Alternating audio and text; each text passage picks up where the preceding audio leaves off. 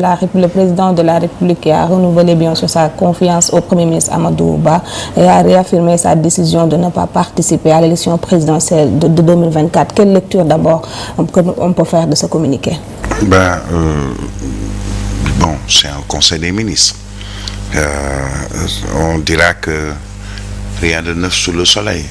C'est un conseil des ministres qui devait se tenir, qui se tient traditionnellement de manière hebdomadaire.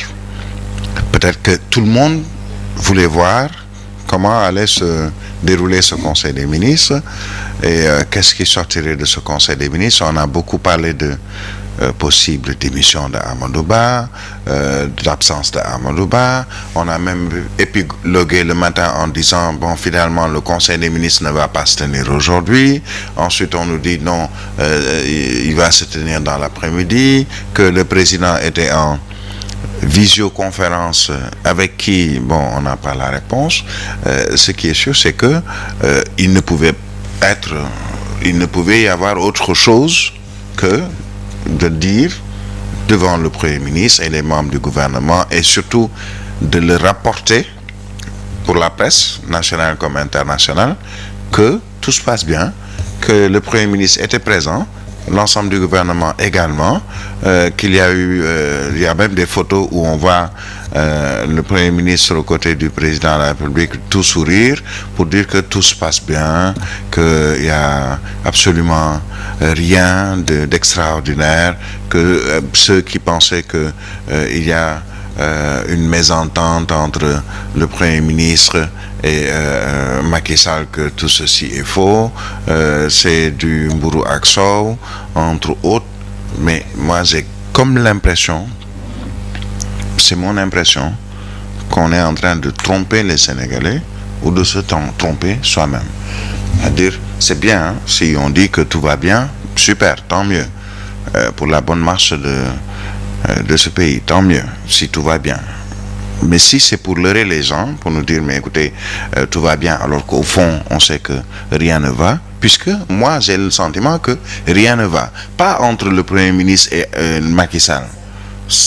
On verra peut-être dans un avenir proche si effectivement tout ce qui a été dit est montré à la une des quotidiens, si c'est vrai ou pas. Mais je sais qu'il y a un problème. Et le problème aujourd'hui est celui d'abord du président de la République, du chef de son gouvernement de manière générale, et ce problème concerne le Sénégal vu ailleurs comme un pays où on a effectué un coup d'État institutionnel.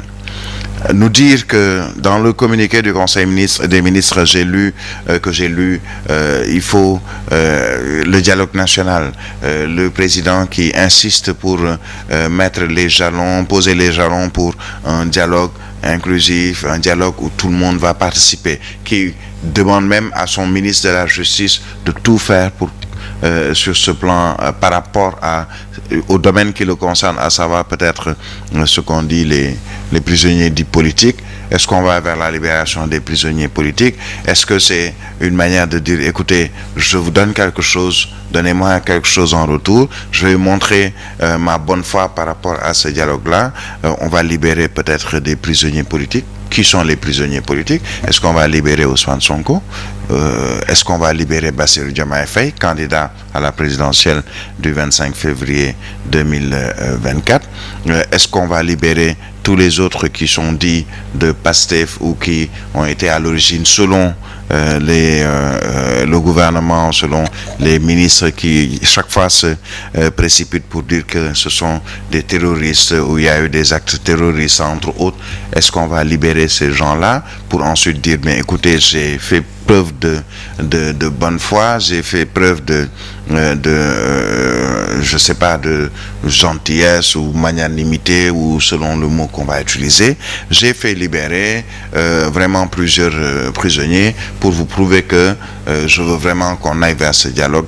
Mais est-ce qu'il s'agit seulement de dialoguer avec les hommes politiques, la société civile, pour nous dire on a reporté les élections, acceptez-le? Puisque aujourd'hui, la question centrale, c'est sur le report des élections. Sur ce report-là, qui n'est pas accepté déjà par les candidats qui doivent aller vers cette élection présidentielle, maintenu ou prévu le 25 février. On a vu hier une conférence de presse conjointe de l'ensemble des candidats qui étaient à cette course à la présidentielle ou qui estiment qu'il reste à cette course à cette présidentielle. Est-ce que le président de la République va demander à son ministre de l'Intérieur et peut-être celui des Forces armées, écoutez, laissez les gens aller faire leur campagne électorale.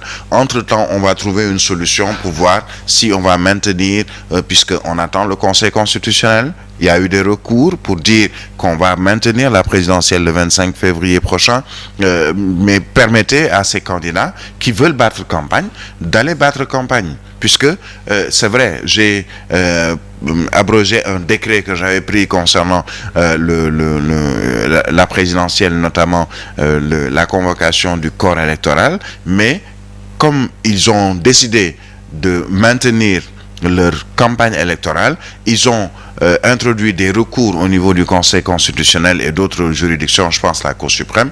Laissez-les aller battre leur campagne. Mais combien de gens ont démarré leur campagne électorale et il y a eu des arrestations, des gens qui ont été gazés, qui ont été entre autres brutalisés selon certains par les forces de défense et de sécurité. Est-ce qu'on peut aller vers un dialogue? S'il y a ces faits qui sont encore là. Aujourd'hui, est-ce qu'on va interdire à un Aliou Mamadou Dia qui a démarré sa campagne, ou à Mamboy Diao, ou à Bassirou président, je veux dire la coalition Bassirou Diomaye Faye, est-ce qu'on va interdire à cette coalition aujourd'hui d'aller battre campagne et ensuite ou bien les gazer ou les arrêter et ensuite dire non, venez, on va dialoguer? Il faut poser les actes forts si on va aller vers ce dialogue-là. Et ces actes, ce n'est pas seulement libérer des gens, nous dire que non, finalement, tous ceux qui sont prisonniers politiques ont été libérés, ou j'ai donné des consignes à mon ministre de la Justice pour qu'on fasse le nécessaire pour les libérer. D'abord, rappeler que le ministre de la Justice ne peut pas faire libérer des prisonniers. Ce serait une immixtion, mais extrêmement grave dans le judiciaire. Ce n'est pas au ministère de la Justice. Il peut demander à son procureur de ne pas poser d'actes qui vont à l'encontre de liberté provisoire. Si ces libertés provisoires ou demandes de liberté provisoire sont introduites par exemple, certains, pour qu'on qu'il n'y ait pas, par exemple, un recours ou un veto du procureur, mais le ministère de la Justice ne peut absolument pas faire libérer des détenus politiques ou de droit commun, ou quels que soient les détenus. Ce n'est pas son rôle. Ce serait une immixtion très grave dans l'autre pouvoir, à savoir le pouvoir judiciaire. Maintenant, le point sur lequel peut-être on refuse de parler au niveau du gouvernement, c'est cette date du 25 février.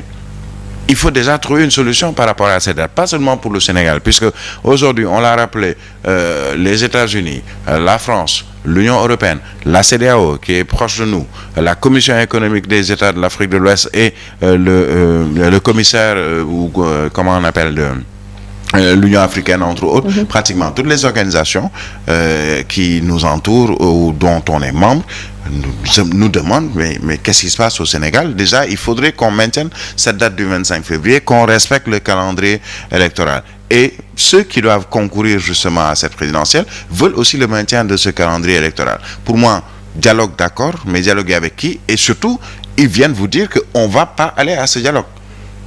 Ceux avec qui tu dois discuter vous disent, mais écoutez, non, monsieur le président, pas la peine de nous appeler, on ne viendra pas. Posez les actes que vous voulez, on ne viendra pas. Il y aura un blocage dans cette affaire. Maintenant, on verra, puisque bon, les hommes politiques ont beaucoup de ressources, le président y compris, qu'est-ce qui sera dit, qu'est-ce qui sera fait.